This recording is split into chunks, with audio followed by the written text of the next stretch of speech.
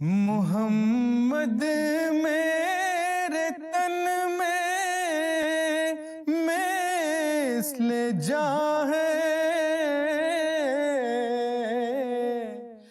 اور یہ شان اعلیٰ اور اکمل اور اتم طور پر ہمارے سید، ہمارے مولا، ہمارے ہادی، نبی امی،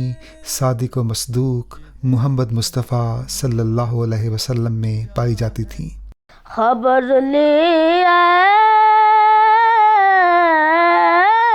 مسیحا درد دل کی، تیرے بیمار کا دم گھٹ رہا ہے۔ محمد میرے تن میں مثل جاں ہے، یہ ہے مشہور جاں ہے تو جہاں ہے۔ اعوذ باللہ من الشیطان الرجیم، بسم اللہ الرحمن الرحیم۔ سامعین کرام،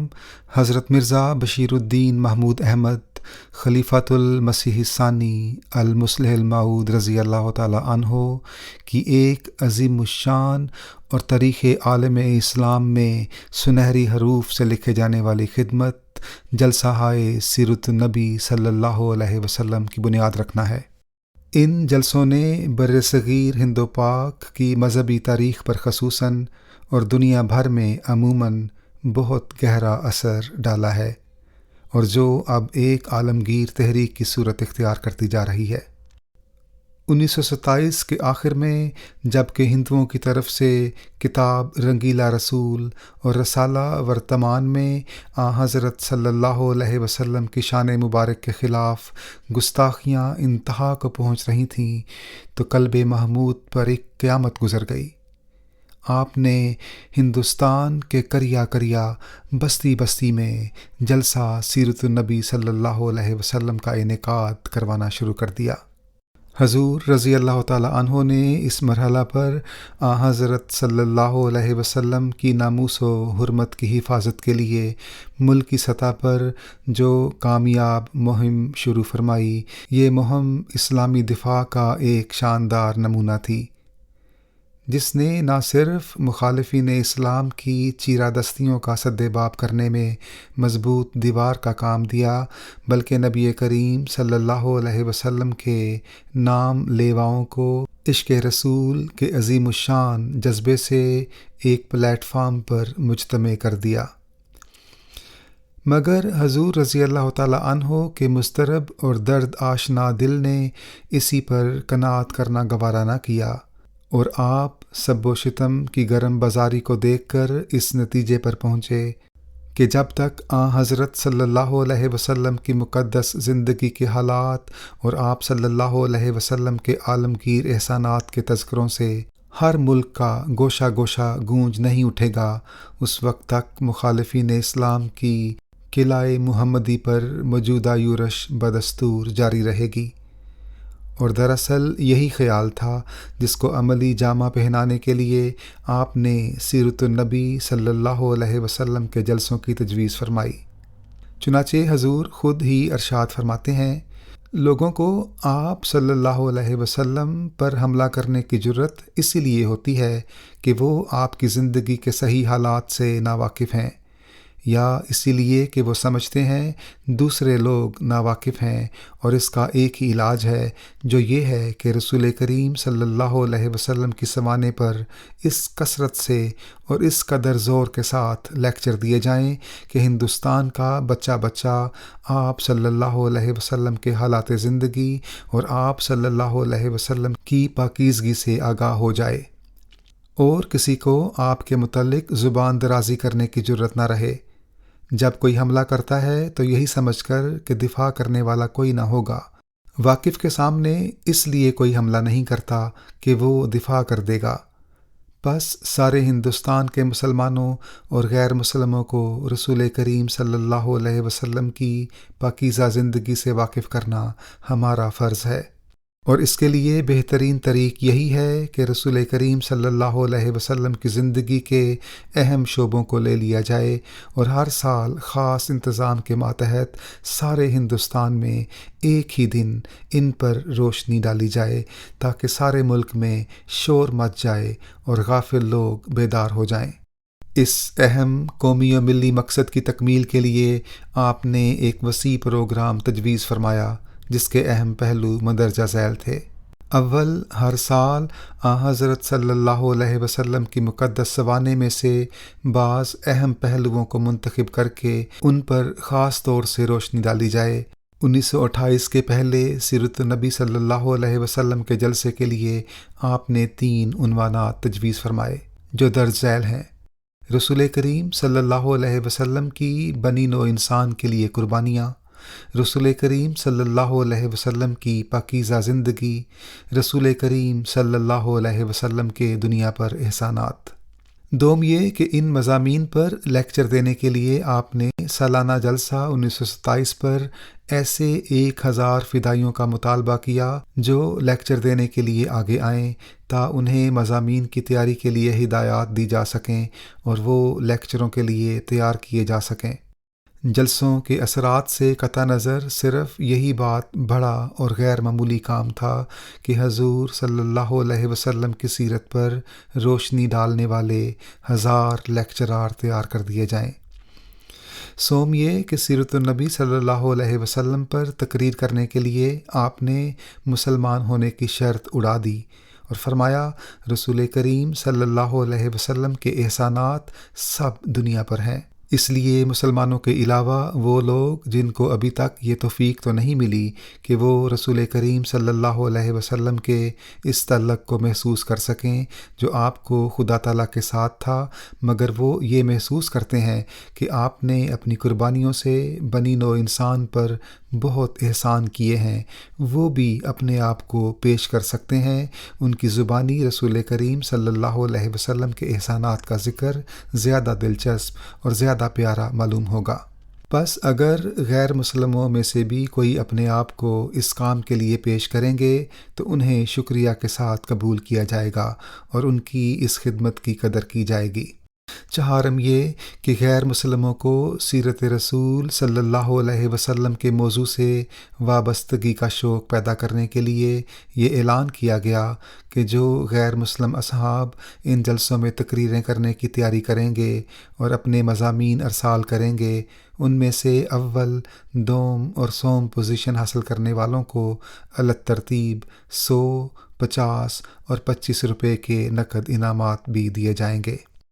پنجم یہ کہ حضور کے سامنے چونکہ میلاد النبی صلی اللہ علیہ وسلم کے معروف، رسمی اور بے اثر اور محدود جلسوں کے مخصوص اغراض کی بجائے سیرت النبی صلی اللہ علیہ وسلم کے خالص علمی اور ہماگیر جلسوں کا تصور تھا، اس لیے آپ نے ان کے انعقاد کے لیے 12 ربیع الاول کے دن کی بجائے جو عموماً ولادت نبوی کی تاریخ تسلیم کی جاتی ہے، دوسرے دنوں کو زیادہ مناسب قرار دیا۔ چنانچہ 1928 میں آپ نے یکم محرم بمطابق 20 جون کو یوم سیرت منانے کا اعلان کیا، جسے شیعہ فرقے کے مسلمانوں کی بآسانی شمولیت کے پیش نظر 17 جون میں تبدیل کر دیا۔ سامعین کرام، حضرت مسلم موعود رضی اللہ تعالیٰ عنہ کی اس بابرکت تحریک سے حصہ لیتے ہوئے جماعت احمدیہ مسلمہ دنیا کے کونے کونے پر جلسہ ہائے سیرت النبی صلی اللہ علیہ وسلم کا انعقاد کرتی ہے۔ جماعت احمدیہ لوراخ جو جرمنی، سوئٹزرلینڈ اور فرانس کے سنگم پر واقع چھوٹی سی جماعت ہے، اسے 28 ستمبر 2025 کو جلسہ سیرت النبی صلی اللہ علیہ وسلم منعقد کرنے کی توفیق ملی۔ هو الذی ارسل رسولہ بالہدی ودین الحق لیظہرہ علی الدین کلہ وکفی باللہ شہیدا۔ وہی ہے جس نے اپنے رسول کو ہدایت اور دین حق کے ساتھ بھیجا تاکہ وہ اسے دین کے ہر شعبے پر کلیتاً غالب کر دے، اور گواہ کے طور پر اللہ بہت کافی ہے۔ السلام علیکم۔ آج حضور صلی اللہ علیہ وسلم کے صبر کا اور رحم دل کا ایک واقعہ ہے۔ آپ صلی اللہ علیہ وسلم کے مکی زندگی میں جو لوگ تھے وہ بہت تکلیف پہنچانے کی کوشش کرتے تھے اور سڑک پہ کانٹے پھینکتے تھے، اور ایک دفعہ ایک عورت تھی، وہ ہر روز گھر کا کوڑا آپ صلی اللہ علیہ وسلم پہ پھینک دیتی تھی جب وہ سڑک پہ چلتے تھے، اور ہر روز کی بات تھی۔ تو ایک دن اس عورت نے کوڑا نہیں پھینکا اور آپ صلی اللہ علیہ وسلم اس عورت کے گھر گئے، اور وہ عورت بیمار تھی اور کوئی پانی دینے والا بھی نہیں تھا۔ تو آپ صلی اللہ علیہ وسلم نے اس عورت کا بہت خیال رکھا اور اس کو پانی دیا، کھانا کھلایا، اور وہ عورت بہت حیران ہوئی کہ میں تو ان پہ کوڑا پھینکی تھی اور یہ الٹا مجھ پہ رحم کر رہے ہیں، مجھے کھانا دینا ہے، پانی دینا ہے۔ تو یہ ایک چھوٹا سا واقعہ تھا آپ صلی اللہ علیہ وسلم کے صبر کا، اور کتنے رحم دل تھے آپ صلی اللہ علیہ وسلم۔ محمد پر ہماری جاں فدا ہے کہ وہ کوئے صنم کا رہنما ہے، میرا دل اس نے روشن کر دیا ہے، میرا دل اس نے روشن کر دیا ہے، اندھیرے گر کا میرے وہ دیا ہے۔ سامعین کرام، سب سے بڑا خوف اور ابتلا جان کا ہوتا ہے۔ حضرت صلی اللہ علیہ وسلم کو ساری عمر دشمنوں سے خطرہ رہا، اور وہ حتی الامکان آپ کی جان لینے کی کوشش کرتے رہے، مگر آپ کبھی خوف زدہ نہ ہوئے اور کبھی توکل کا دامن ہاتھ سے نہ چھوڑا۔ حضرت مسیح موعود علیہ الصلوۃ والسلام 5 خاص مواقع کا ذکر کرتے ہوئے فرماتے ہیں، 5 موقع حضرت صلی اللہ علیہ وسلم کے لیے نہایت نازک پیش آئے تھے، جن میں جان کا بچنا محالات سے معلوم ہوتا تھا۔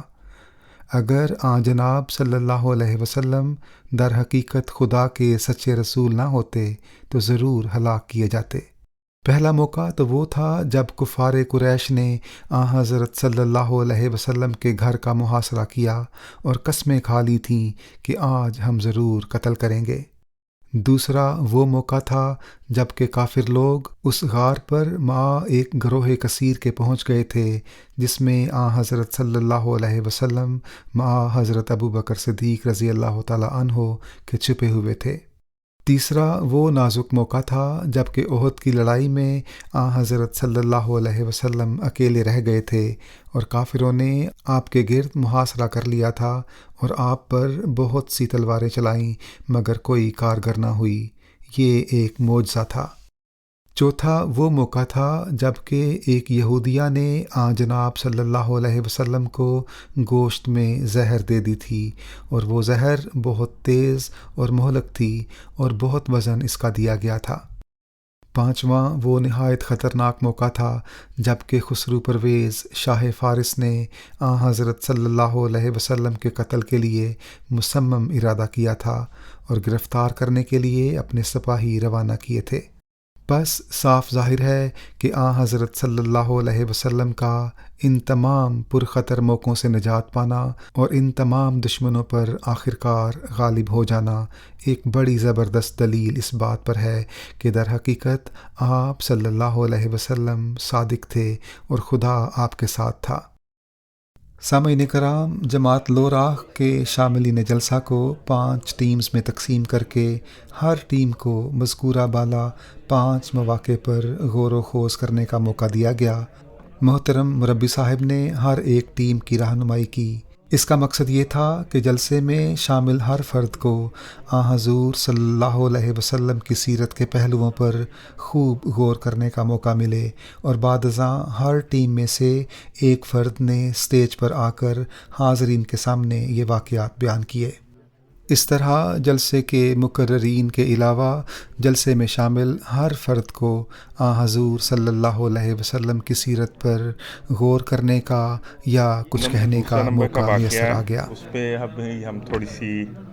ریسرچ کر رہے ہیں، تھوڑا ٹائم چاہیے ہوگا ہمیں۔ تو اس میں سے جو ہمیں ٹاسک ملا ہے وہ غار سور کا جو ہمیں ٹاسک ملا ہے اس کے اوپر ہم وہ جی ہاں سوچ رہے ہیں جی ہم لوگ نا۔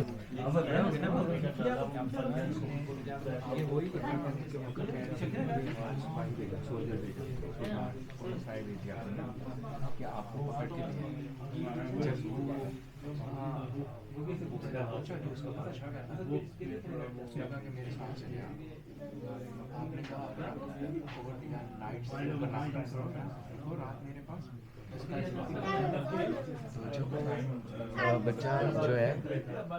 وہ آدمی جو ہے آپ کے پاس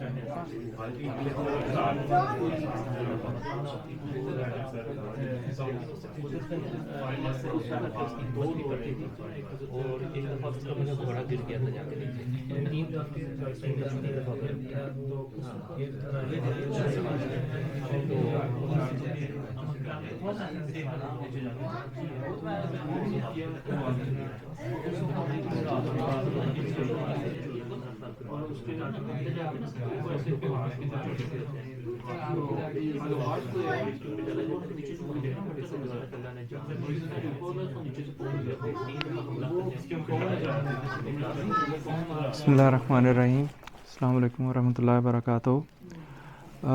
خاکسار کا جو واقعہ ہے اس میں شاہ ایران جو تھا خسرو پرویز شاہ، جو اس نے حضرت صلی اللہ علیہ وسلم کے قتل کے لیے ایک ارادہ کیا تھا۔ واقعہ اس طرح تھا کہ جب وہ یہاں پہنچا تو خدا تعالیٰ کی تقدیر نے یہ کام کیا کہ شاہ جو خسرو پرویز تھا اس کا جو بیٹا تھا اس نے اپنے باپ کو قتل کر دیا تھا۔ تو اللہ تعالیٰ نے اس کی خبر حضرت صلی اللہ علیہ وسلم کو مدینہ میں بیٹھے ہوئے دے دی، اور یہ خدا تعالیٰ کی نصرت کا جو ہے بہت بڑا واقعہ ہے۔ اللہ تعالیٰ کی طرف سے آیا تھا کہ نہیں یہ نہ کھائیں۔ تو اس واقعہ کا یہی ہے کہ اللہ تعالیٰ نے، حالانکہ حسن کو نہیں پتہ تھا تو پتہ لگنے بھی نہیں، وہ ایسے نہیں تھا کہ پتہ لگ سکتا تھا، لیکن پھر بھی اللہ تعالیٰ نے بچایا تھا، اور بلکہ ایک صحابی تھے جنہوں نے اس گوشت کھایا تھا تو وہ اس اور وہاں پہ مکڑی نے جالا بھی بنا دیا تھا تاکہ کسی کو کوئی پتہ نہ لگے کہ کوئی اندر ہے، یا اس طرح اللہ میاں نے ان کی حفاظت کی تھی۔ ایک وہ واقعہ جس میں اللہ تعالیٰ نے نبی کریم صلی اللہ علیہ وسلم کی حفاظت فرمائی۔ ویسے تو بے شمار واقعات ہیں جس میں اللہ تعالیٰ یہ پوری زندگی میں اللہ تعالیٰ نے ہمیشہ اپنے بندوں کی حفاظت کی ہے اور مدد کی۔ تو ایک وہ واقعہ جب کفار قریش نے اب صلی اللہ علیہ وسلم کے گھر کے تمام حصوں کا محاصرہ کر لیا، نبی پاک صلی اللہ علیہ وسلم اکیلے رہ گئے تو، اور آپ کے اوپر بہت سی تلواریں چلی، لیکن اللہ نے معجزہ دکھایا وہ آج جس میں آپ باحفاظت زندہ رہے۔ رات کے وقت رسول کریم صلی اللہ علیہ وسلم نے حضرت علی کو جو ہے وہ جس طرح بتایا کہ بستر پہ اپنے لٹایا اور ان کو کچھ نصیحتیں کی۔ اس کے بعد آپ صلی اللہ علیہ وسلم گھر سے باہر نکلے، اور مزے کی بات یہ ہے کہ کفار سارے جو ہے نا وہ کھڑے تھے اور یعنی پہرا دے رہے تھے کہ ہم آنسوں کی جو ہے نا پہرا دیں اور آج رات آپ کو شہید کرنا ہے۔ انہوں نے جب آن صلی اللہ علیہ وسلم کو دیکھا تو وہ اس ڈر سے کہ یہ ہمیں دیکھ نہ دیں وہ چھپنا شروع ہو گئے، اور آن صلی اللہ علیہ وسلم ان کے سامنے سے نکل کے تو حضرت ابو بکر کے گھر گئے، جہاں جو جگہ مقرر کی تھی وہاں گئے، وہاں سے اون پہ بیٹھے، اور آپ صلی اللہ علیہ وسلم جو ہے وہ گھر سور میں جا کے یہاں اللہ تعالیٰ نے جو مومنین کا ذکر فرمایا، یعنی جو رسول کریم صلی اللہ علیہ وسلم کا نمونہ اپنانے والے لوگ ہیں، ان کی جو نشانی بیان فرمائی وہ بیان فرمائی کہ وہ اللہ تعالیٰ اور یوم آخرت پر ایمان لے کر آتے ہیں اور اللہ تعالیٰ کو کثرت سے یاد کرتے ہیں۔ حضرت رسول کریم صلی اللہ علیہ وسلم کے روحانی فرزند جلیل حضرت مسیح موعود علیہ الصلوۃ والسلام فرماتے ہیں، میرا ذاتی تجربہ ہے کہ حضرت صلی اللہ علیہ وسلم کی سچے دل سے پیروی کرنا اور آپ سے محبت رکھنا انجام کار انسان کو خدا کا پیارا بنا دیتا ہے، اسی طرح پر کہ خود اس کے دل میں محبت الہی کی ایک سوزش پیدا کر دیتا ہے۔ تب ایسا شخص ہر ایک چیز سے دل برداشتہ ہو کر خدا کی طرف جھک جاتا ہے اور اس کا انس اور شوق صرف خدا تعالیٰ سے باقی رہ جاتا ہے۔ تب محبت الہی کی ایک خاص تجلی اس پر پڑتی ہے اور اس کو ایک پورا رنگ عشق اور محبت کا دے کر قوی جذبہ کے ساتھ اپنی طرف کھینچ لیتی ہے۔ تب جذبات نفسانیہ پر وہ غالب آ جاتا ہے اور اس کی تائید و نصرت میں ہر ایک پہلو سے خدا تعالیٰ کے خارق عادات فعال نشانوں کے رنگ میں ظاہر ہوتے ہیں۔ سامعین کرام، جیسا کہ بیان کیا جا چکا ہے کہ جماعت احمدیہ حضرت رسول کریم صلی اللہ علیہ وسلم کے ساتھ عشق و محبت کا اظہار اس طرح کرتی ہے کہ باقاعدگی کے ساتھ ملک شہر شہر بلکہ کریا جلسہ ہائے سیرت النبی صلی اللہ علیہ وسلم کا انعقاد کرتی ہے، جن میں آپ صلی اللہ علیہ وسلم کی سیرت بیان کر کے اسوہ رسول صلی اللہ علیہ وسلم پر عمل کرنے کی تلقین کی جاتی ہے، اور آپ صلی اللہ علیہ وسلم کے احسانات یاد دلا کر کثرت کے ساتھ درود شریف پڑھا جاتا ہے کہ ان جلسوں کا اصل مقصد یہی ہوتا ہے۔ درود شریف وہ بابرکت اور مقبول دعا ہے جس کا وظیفہ کرنے کا خود خدا تعالیٰ نے حکم دیا، بلکہ فرمایا کہ اللہ اور اس کے فرشتے بھی اس عظیم نبی پر درود بھیجتے ہیں، اس لیے اے مومنو تم بھی ایسا کیا کرو۔ اس کی وجہ بیان کرتے ہوئے حضرت مسیح موعود علیہ الصلوۃ والسلام نے فرمایا ہے، آپ صلی اللہ علیہ وسلم کی روح میں وہ صدق و وفا تھا اور آپ صلی اللہ علیہ وسلم کے اعمال خدا کی نگاہ میں اس قدر پسندیدہ تھے کہ اللہ تعالیٰ نے ہمیشہ کے لیے یہ حکم دیا کہ آئندہ لوگ شکر گزاری کے طور پر درود بھیجیں۔ درود شریف کے برکات و ثمرات کی گواہی ہزاروں لاکھوں صوفیاء اور بزرگوں نے دی ہے۔ پھر حضور فرماتے ہیں کہ ایک مرتبہ ایسا اتفاق ہوا کہ درود شریف کے پڑھنے میں یعنی حضرت صلی اللہ علیہ وسلم پر درود بھیجنے میں ایک زمانہ تک مجھے بہت استغراق رہا، کیونکہ میرا یقین تھا کہ خدا تعالیٰ کی راہیں نہایت دقیق راہیں ہیں، وہ بجز وسیلہ نبی کریم صلی اللہ علیہ وسلم کے مل نہیں سکتیں، جیسا کہ خدا بھی فرماتا ہے وَابْتَغُوا إِلَيْهِ الْوَسِيلَةَ۔ تب ایک مدت کے بعد کشفی حالت میں نے دیکھا کہ دو سکے یعنی معاشقی آئے اور ایک اندرونی راستے سے اور ایک بیرونی راہ سے میرے گھر میں داخل ہوئے، اور ان کے کاندھوں پر نور کی مشقیں ہیں اور کہتے ہیں ھذا بما صلیت علی محمد صلی اللہ علیہ وسلم۔ درود شریف پڑھتے ہوئے انسان کی کیا کیفیت ہونی چاہیے، اس بارے میں آپ علیہ السلام نصیحت فرماتے ہیں، آپ درود شریف کے پڑھنے میں بہت ہی متوجہ رہیں، اور جیسا کہ کوئی اپنے پیارے کے لیے فی الحقیقت برکت چاہتا ہے، ایسے ہی ذوق اور اخلاص سے حضرت نبی کریم صلی اللہ علیہ وسلم کے لیے برکت چاہیں، اور بہت ہی تضرع سے چاہیں، اور اس تضرع اور دعا میں کچھ بناوٹ نہ ہو، بلکہ چاہیے کہ حضرت نبی کریم صلی اللہ علیہ وسلم سے سچی دوستی اور محبت ہو، اور فی الحقیقت روح کی سچائی سے وہ برکتیں حضرت صلی اللہ علیہ وسلم کے لیے مانگی جائیں کہ جو درود شریف میں مذکور ہیں۔ اور ذاتی محبت کی یہ نشانی ہے کہ انسان کبھی نہ تھکے اور نہ ملول ہو اور نہ اغراض نفسانی کا دخل ہو، اور محض اسی غرض کے لیے پڑھے کہ حضرت صلی اللہ علیہ وسلم پر خداوند کریم کے برکات ظاہر ہوں۔ ہمارے پیارے امام حضرت خلیفۃ المسیح الخامس ایدہ اللہ تعالیٰ بے نصر العزیز فرماتے ہیں، اپنی دعاؤں کی قبولیت کے لیے اور اللہ تعالیٰ کے پیار کو کھینچنے کے لیے، دنیا کی لغویات سے بچنے کے لیے، اس قسم کے جو فتنے اٹھتے ہیں ان سے اپنے آپ کو محفوظ رکھنے کے لیے، حضرت صلی اللہ علیہ وسلم کی محبت کو دلوں میں سلگتا رکھنے کے لیے، اپنی دنیا و آخرت سنوارنے کے لیے حضرت صلی اللہ علیہ وسلم پر بے شمار درود بھیجنا چاہیے۔ کثرت سے درود بھیجنا چاہیے۔ اس پرفتن زمانے میں اپنے آپ کو حضرت صلی اللہ علیہ وسلم کی محبت میں ڈبوئے رکھنے کے لیے، اپنی نسلوں کو احمدیت اور اسلام پر قائم رکھنے کے لیے ہر احمدی کو اللہ تعالیٰ کے اس حکم کی سختی سے پابندی کرنی چاہیے۔ ان اللہ و ملائکتہ یصلون علی النبی یا ایھا الذین آمنوا صلوا علیہ وسلموا تسلیما، کہ اے لوگو جو ایمان لائے ہو تم بھی اس پر درود اور سلام بھیجا کرو، کیونکہ اللہ اور اس کے فرشتے نبی پر رحمت بھیجتے ہیں۔